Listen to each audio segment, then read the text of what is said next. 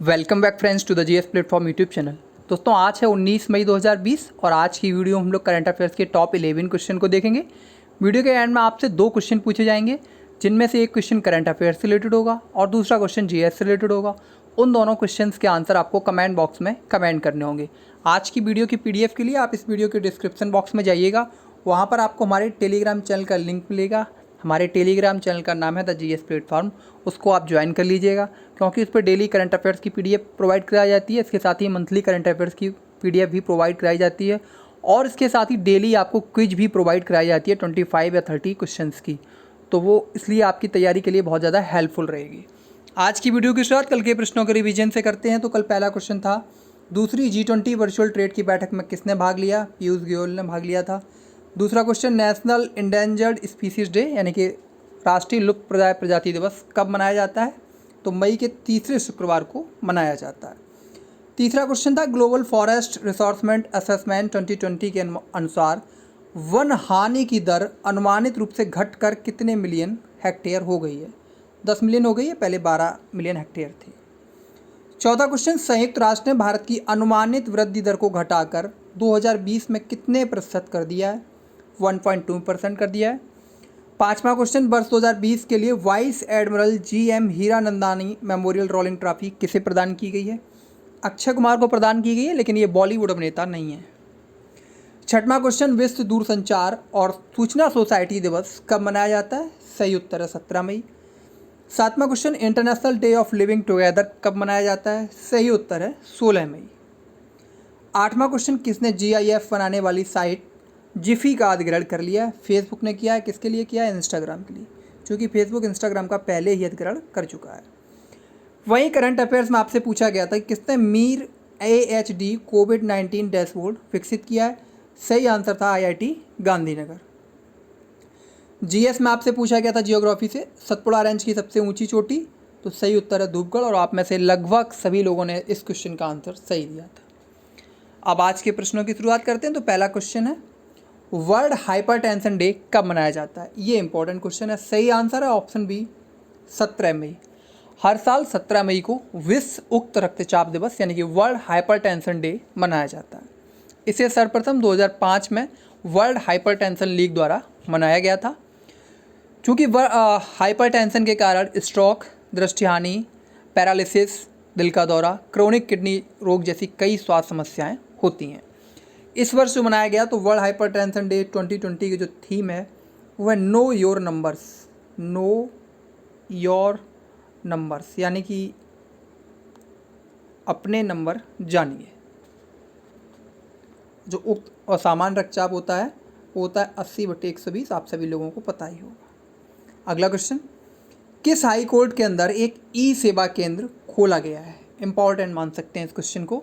सही आंसर है option B Odisha high court यानी कि उड़ीसा उच्च न्यायालय।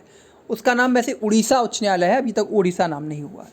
ई कोर्ट परियोजना के तहत लोगों को विभिन्न सेवाओं तक पहुंचने में मदद करने के लिए उड़ीसा हाई कोर्ट परिसर के अंदर एक ई सेवा केंद्र खोला गया है। कटक के जिला न्यायालय के लिए भी इसी तरह की सुविधा खोली गई थी। राज्य के अन्य जिला न्यायालयों और उप विभागीय अदालतों में भी चरणबद्ध तरीके से ई सेवा केंद्रों को कार्यात्मक बनाया जा रहा है। अब बात करते हैं उड़ीसा उच्च न्यायालय की। तो उड़ीसा उच्च न्यायालय भारत के ओडिशा प्रांत का उच्च न्यायालय है। इसे 3 अप्रैल 1948 को स्थापित किया गया था। और एक और इंटरेस्टिंग बात है कि स्वतंत्र भारत के बाद यानी भारत की आज़ादी के बाद ये स्थापित होने वाला पहला उच्च न्यायालय है। इसका मुख्यालय जो है वो कटक में स्थित है। वर्तमान में उड़ीसा उच्च न्यायालय के जो मुख्य न्यायाधीश हैं वो भी हाल ही में नियुक्त किए गए थे 23 या 24 अप्रैल को। तो वो है न्यायमूर्ति मोहम्मद रफ़ीक। कौन है? मोहम्मद रफ़ीक उड़ीसा उच्च न्यायालय के वर्तमान में मुख्य न्यायाधीश हैं। तो मोहम्मद रफ़ीक के साथ ही 2 अन्य लोगों को भी नियुक्त किया गया था। एक थे न्यायमूर्ति दीपांकर दत्ता, तो उनको बॉम्बे उच्च न्यायालय का मुख्य न्यायाधीश नियुक्त किया गया था। और एक थे न्यायमूर्ति विश्वनाथ सोमदर, जिनको मेघालय उच्च न्यायालय का मुख्य न्यायाधीश नियुक्त किया गया था। अगला क्वेश्चन, किस शहर की कंपनी ने लोगों की थर्मल स्क्रीनिंग करने के लिए एक रोबोट विकसित किया है? सही आंसर है ऑप्शन डी जयपुर। जयपुर की एक कंपनी ने कोविड-19 संकट के बीच लोगों की थर्मल स्क्रीनिंग करने में स्वास्थ्य कर्मियों की मदद करने के लिए एक रोबोट डेवलप किया है। यह रोबोट यह भी रिकॉग्नाइज कर सकता है कि कोई व्यक्ति मास्क पहने हुए है या नहीं। 95% भारत में बना ये रोबोट स्पाइन टेक्निक पर आधारित दुनिया में पहला रोबोट है। स्पाइन टेक्निक रोबोट को कुछ भी कंट्रोल करने में मदद करती है। अगला क्वेश्चन, किसे पृथ्वी का सबसे बड़ा और सबसे गर्म ढाल वाला ज्वालामुखी घोषित किया गया है? और ये मोस्ट इंपॉर्टेंट क्वेश्चन है। सही आंसर है इसका ऑप्शन सी, पाहनु। तो मैनोवा में हवाई विश्वविद्यालय के शोधकर्ताओं की एक टीम ने earth and planetary science letters में ऑनलाइन प्रकाशित एक अध्ययन में पाहनों को पृथ्वी का सबसे बड़ा और सबसे गर्म ढाल वाला ज्वालामुखी घोषित किया है। इससे पहले हवाई में मोना लोआ लंबे समय तक दुनिया के सबसे बड़ा ढाल वाला ज्वालामुखी था। ढाल ज्वालामुखी लगभग विशेष से विसाल्ट होते हैं, जो कि एक प्रकार का लावा होता है जो विस्फोट होने पर बहुत ही तरल होता है। ज्वालामुखी क्या होते हैं? वॉल्केनो। तो ज्वालामुखी पृथ्वी की सतह पर उपस्थित ऐसी दरार या मुख होते हैं जिनसे पृथ्वी के भीतर का गर्म लावा गैस या राख आग के रूप में बाहर निकलता है और यह पृथ्वी की ऊपरी परत में एक विभ्रंश कर देता है, जिसके द्वारा अंदर के पदार्थ बहुत तेज़ी से बाहर निकलते हैं। अगला क्वेश्चन, रक्षा क्षेत्र में एफडीआई की सीमा को 49% से बढ़ाकर कितने % कर दिया गया है? इंपॉर्टेंट क्वेश्चन है। सही आंसर है option C, 74%। Finance minister Nirmala Sitharaman ने 16 मई 2020 को स्वचालित क्षेत्र के तहत रक्षा क्षेत्र में फॉरेन डेवलपमेंट इन्वेस्टमेंट यानी कि एफडीआई को 49% से बढ़ाकर 74% करने की घोषणा की। कुछ हथियारों और प्लेटफॉर्म के आयात की इसमें अनुमति नहीं होगी। आयुध निर्माणी बोर्डों को बेहतर मैनेजमेंट के लिए कॉरपोरेट किया जाएगा और ये अंततः शेयर बाजार में लिस्टेड किए जाएंगे, यानी कि आईपीओ में लिस्टेड किए जाएंगे। आप समझते हैं कि ये फैसला सही होगा या गलत। देखिए, इसके अपने अपने मायने हैं, लेकिन जो एक मोटे तौर पर सरकार ने किया है सोच के, वो आप समझना होगा कि एफडीआई पिछले साल से जो भारतीय कंपनियां थीं, सरकारी कंपनियां खासकर कहें, तो वो ये सरकारी कंपनियां और भारतीय कंपनियां वो ये लॉबिंग कर रही थी कि एफडीआई 49% ही रहे ताकि कंट्रोलिंग शेयर उनके पास हो। अब समस्या बड़ी है कि भारत में रक्षा क्षेत्र का एक ही ग्राहक है, वो है मिलिट्री, यानी कि सेना, इंडियन एयरफोर्स, नेवी और वायुसेना, थल सेना। तो जब एफडीआई कर दिया गया तो उसका मतलब है कि जो बड़ी बड़ी कंपनियां आएंगी विदेशों से, ये भारत में ही बनाएंगी, टेक्नोलॉजी ट्रांसफ़र भी भारत में होगा और इसकी जो चेन ऑफ कंपोनेंट्स होगी वो भी भारत में ही होगी। इस प्रकार से भारत में रोज़गार भी बढ़ाएगा। तो गवर्नमेंट ने ये सोच के किया है, चूँकि गवर्नमेंट को अपने जितने भी डिफेंस सेक्टर में बड़े बड़े जितने भी रक्षा सौदे होते हैं वो विदेशों से ही करने पड़ते हैं। तो गवर्नमेंट की ये सोच है, जब विदेशों से ही, विदेशी कंपनियां से ही बनवाना है तो अपने देश में ही बनवाएं, वो ज़्यादा बेटर है। अगला क्वेश्चन, लॉकडाउन 4 को कब तक बढ़ा दिया गया है? सही आंसर है ऑप्शन बी, 31 मई यानी कि 31 मई तक। 18 मई 2020 से देशव्यापी लॉकडाउन का चौथा चरण शुरू हो रहा है। देशव्यापी तालाबंदी को यानी कि लॉकडाउन को 31 मई 2020 तक के लिए बढ़ा दिया गया है। वो अलग बात है, अब लॉकडाउन कहीं दिखता नहीं है। लॉकडाउन के चौथे चरण में इसके पिछले संस्करणों की तुलना में खासी ढील दी गई है। केंद्र ने राज्यों और केंद्र शासित प्रदेशों को इसकी सीमांकन करने की अनुमति दे दी है। वो अपने हिसाब से तय कर सकते हैं उन्हें कितनी छूट देनी है और क्या देनी है, लेकिन कुछ छूटें हैं जो सबको देनी है और कुछ पाबंदियाँ हैं जो सबको लगानी है। अगला क्वेश्चन, मनरेगा के तहत रोजगार सृजन के लिए कितने करोड़ रुपए आवंटित किए जाएंगे? सही आंसर है ऑप्शन डी, 40,000 करोड़ रुपए। फाइनेंस मिनिस्टर निर्मला सीतारमण ने 17 मई 2020 को आत्मनिर्भर भारत पैकेज की 5वीं और अंतिम किस्त का अनावरण किया। मनरेगा योजना के तहत देश के ग्रामीण भागों में रोजगार सृजन के लिए अतिरिक्त 40,000 करोड़ रुपए का आवंटन किया जाएगा। अप्रैल 2020 के पहले सप्ताह में राज्य आपदा राहत कोष से राज्यों को 11,000 करोड़ रुपए से अधिक रुपए जारी किए गए हैं।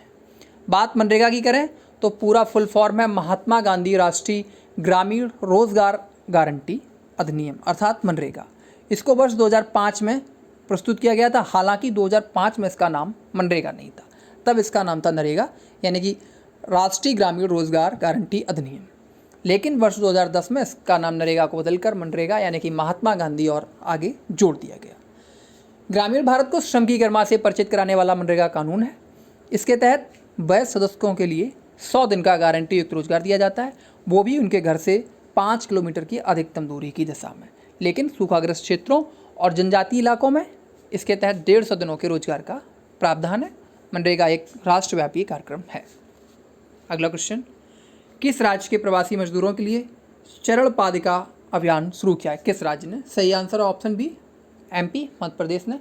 तो मध्य प्रदेश ने अपनी एक अनोखी पहल के तहत राज्य से गुजरने वाले प्रवासी मजदूरों के लिए चरण पादुका अभियान शुरू किया है। इस अभियान के तहत नंगे पैर जाने वाले प्रवासी मजदूरों को उनके दर्द को कम करने के लिए जूते और चप्पल प्रोवाइड किए जा रहे हैं। चरण पादुका अभियान इंदौर के राऊ पुलिस स्टेशन से शुरू किया गया है।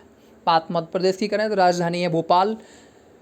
मध्य प्रदेश छत्तीसगढ़ बनने से पहले देश का क्षेत्रफल के आधार पर सबसे बड़ा राज्य था, हालांकि अब दूसरे स्थान पर है, पहले स्थान पर है राजस्थान।